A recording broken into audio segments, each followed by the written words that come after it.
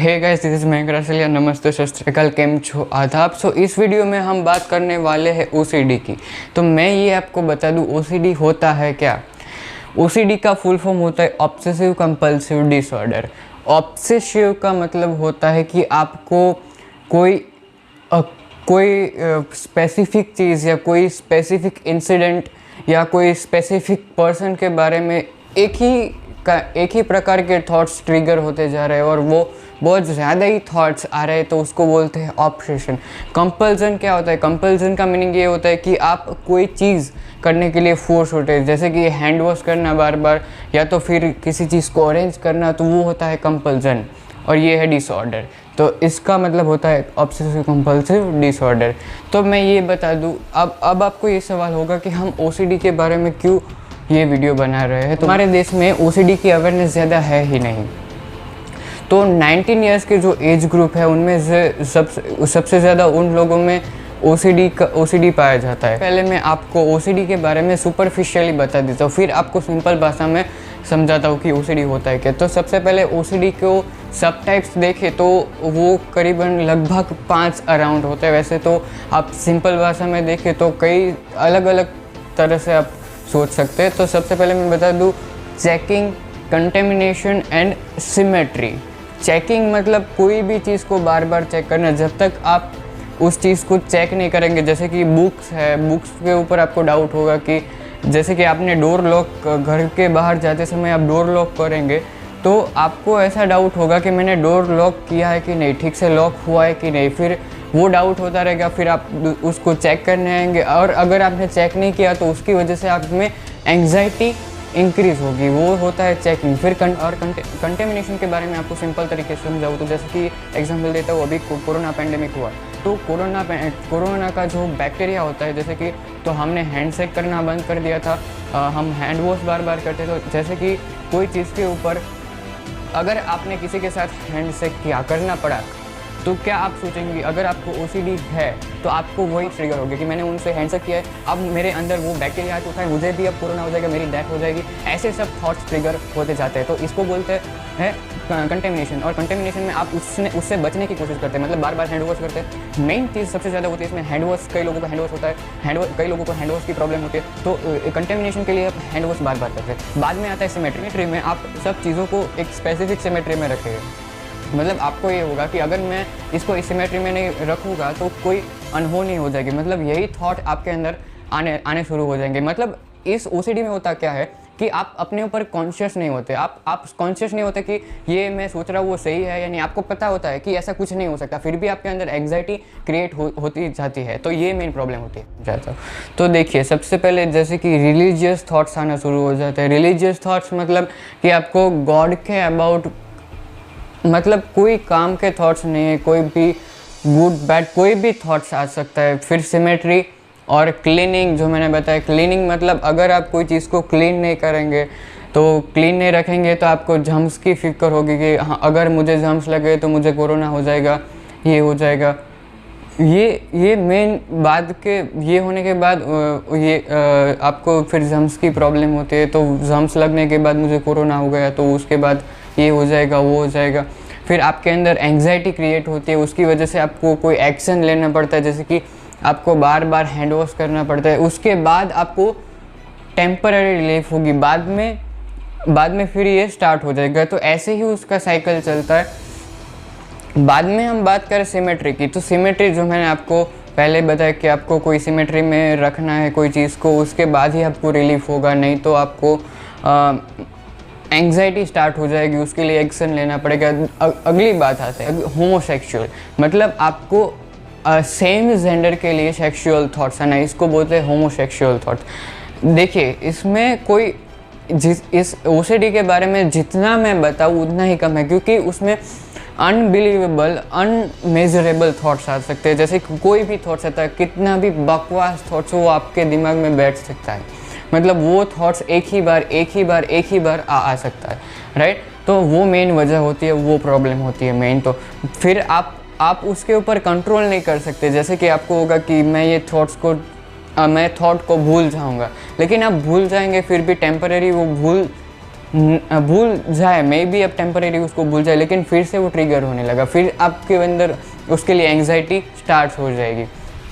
तो ये प्रॉब्लम होती है। क्लीनिंग बताया मैंने, सिमेट्री बताया, फिर रिलीजियस प्रॉब्लम बताया, होमोसेक्सुअल प्रॉब्लम बताया। अब मैं बात करता हूँ रिलेशनशिप प्रॉब्लम की। जैसे कि मैंने आपको कहा कि OCD है वो 19 ईयर्स के अराउंड के एज ग्रुप में ज़्यादा पाया जाता है। तो उन लोगों में रिलेशनशिप की प्रॉब्लम भी ज़्यादा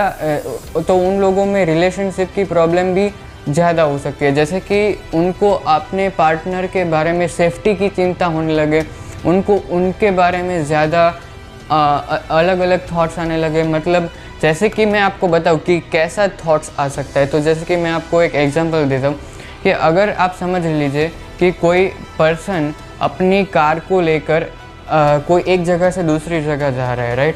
तो एक जगह से दूसरी जगह जाएगा तो अपनी कार को लेगा, फिर हाईवे पर जाएगा, तो वो जब कार स्टार्ट करेगा तो उसको थॉट्स आना स्टार्ट हो जाएगी, उसको थॉट्स ट्रिगर होने लगेगी कि मैंने अगर कार चलाई, दूसरी तरफ ट्रक आया, इस तरफ कोई बड़ी कार आई या फिर कोई बड़ा ट्रक आया, दूसरी दोनों तरफ मेरे ट्रक है, अगर मैंने और अगर उन्होंने मेरी कार के साथ और अगर मेरा एक्सीडेंट हो गया तो मेरा क्या होगा, मेरा जो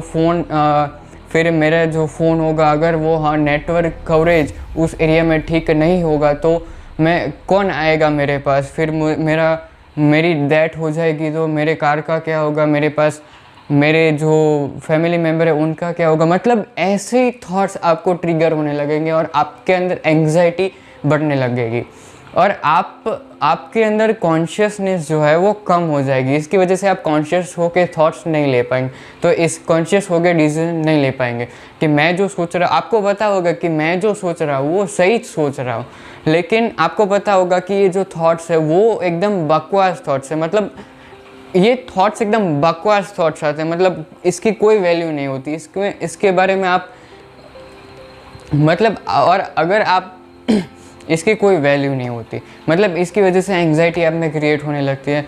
दूसरी बात बताऊँ कि जैसे कि सेक्सुअल थॉट्स हैं ना, तो आपके अंदर ऐसी फीलिंग्स जनरेट होगी कि मेरे माइंड में क्यों मैं इतना बुरा हूँ कि मेरे अंदर ऐसे थॉट्स जनरेट होते हैं, तो इसकी वजह से आपके अंदर एंग्जाइटी शुरू हो जाती है। फिर कई लोगों को 7 से 8 साल के बाद पता चलता है कि मेरे को ये प्रॉब्लम थी, क्योंकि हमारे देश में इतनी ज़्यादा अवेयरनेस नहीं है कि लोगों को ऐसी मेंटल इलनेस के बारे में पता हो, जैसे कि ADHD। अभी ADHD का भी रेशियो बढ़ता जा रहा है। अभी तो मैं OCD की बात कर रहा हूँ।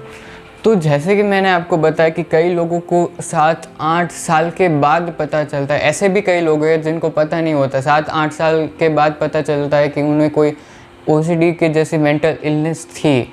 मतलब जितना ज़्यादा आप वक्त लेंगे उतना ही ज़्यादा आपको ठीक होने में भी वक्त लग सकता है। मैं नहीं बोल रहा कि लगेगा ही, लेकिन लग सकता है।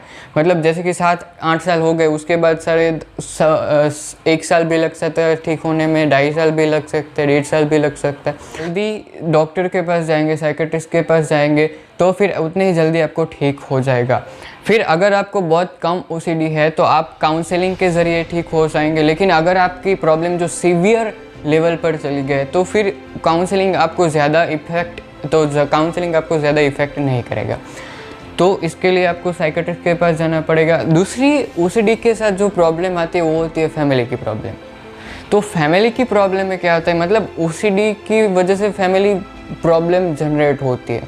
मतलब आपको पता होगा कि एक इंसिडेंट की वजह से हमारे फैमिली में कोई एक इंसिडेंट हुआ तो उसकी वजह से हमारे फैमिली में कोई उसकी इफ़ेक्ट होते हैं ना, एक चीज़ की वजह से दूसरी चीज़ पे हमें इफ़ेक्ट होती है। तो ऐसी वजह से अगर आप आपके घर में किसी को बताओगे कि मुझे ऐसी प्रॉब्लम हो रही है, मतलब मुझे थॉट्स आ रहा है, अगर कोई स्टूडेंट है 19 ईयर में तो कोई कॉलेज करता होगा या मतलब 19-18 के आसपास होगा, कॉलेज करता होगा या फिर स्टूडेंट होगा, तो वो अपने घर में बताएगा कि मुझे ऐसे थॉट्स आते हैं बार बार।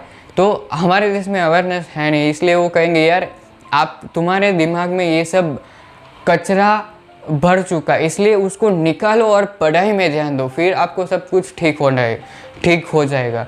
तो ये प्रॉब्लम होती है, फिर वो लोग मानते नहीं हैं। तो इसकी वजह से जो एंग्जाइटी क्रिएट होती है, डिप्रेशन शुरू हो जाता है, मतलब टेम्परेरी डिप्रेशन होता है आपको, फिर एंग्जाइटी शुरू होती है, फिर जैसे जैसे वो लॉन्ग टर्म में बढ़ता जाता है, ऐसे कभी रिलीफ हो जाती है, फिर बढ़ जाता है लेवल, ऐसा होता जाता है।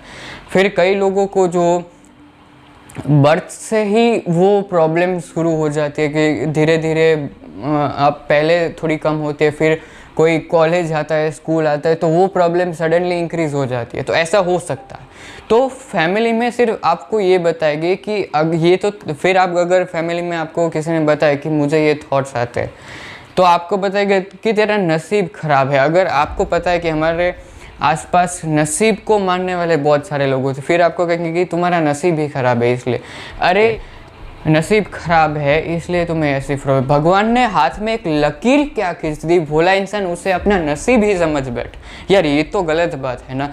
फिर अगर मैं कहूँ कि फिर ये अगर मैं आपको एग्जांपल देता हूँ, जैसे कि नसीब के एग्जांपल देता हूँ कि अगर कोई लड़का गरीब फैमिली में जन्म लेता है, अगर कोई लड़का गरीब फैमिली में जन्म लेता है, तो वो लोग कहेंगे कि तूने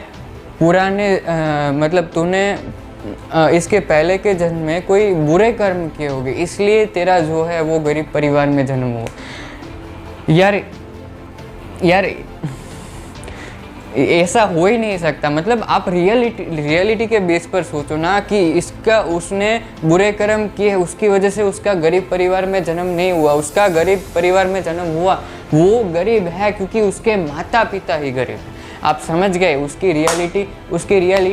रियलिटी ये है कि उसके माता पिता गरीब है, इसकी वजह से वो गरीब है। वो उसने बुरा कर्म नहीं किया है, ना तो उसके नसीब का कोई दोष है इसके ऊपर। आप समझ गए? हाँ, आपको डिप्रेशन आया, थोड़े टाइम के लिए डिप्रेशन भी हो सकता है, तो आया, तो बाद में आपको ये इतनी सारी प्रॉब्लम होने के बाद आपको गुस्सा आने लगता है। फिर आप किसी भी इंसान के साथ बहस करने लगेंगे, आपको पता नहीं चलेगा, आप सोचेंगे नहीं कि ये बड़े हैं, हमारे से बड़े हैं, छोटे कोई भी है, टीचर है या कोई भी, आप उनके साथ बहस करने लगेगा।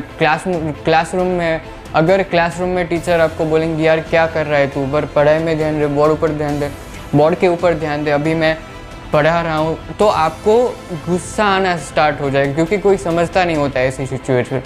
मतलब इसकी आप देखिए, सबको अपने थॉट्स पर क्वेश्चन मार्क लगाना चाहिए कि क्या मैं सोच रहा हूँ वो सही सोच रहा हूँ, क्योंकि सब लोग अब ऐसा ही मानते हैं कि जो वो खुद सोच रहे होते हैं वो सही ही सोचते हैं, लेकिन ऐसा नहीं होता। आपको अपने थॉट्स के ऊपर क्वेश्चन मार्क लगाना होता है। कोई भी इंसान सबसे 100% करेक्ट तो नहीं ही सोचता होगा, तो आपको ये समझना पड़ेगा, सॉल्व करनी पड़ेगी ये प्रॉब्लम।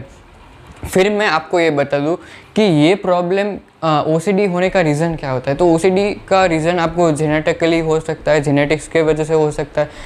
फिर दूसरी प्रॉब्लम ये हो सकती है कि आपके गट होता है, आप जब खाना खाते हैं तो डाइजेशन, जब हमारे स्टमक में जब डाइजेशन होता है तो गट के अंदर से सेरोटोनिन नाम का केमिकल रिलीज़ होता है। तो अगर आपका डाइजेशन ठीक नहीं होता तो उसकी वजह से आपको सेरोटोनिन लेवल कम हो सकता है और उसकी वजह से ये प्रॉब्लम हो सकती है, राइट।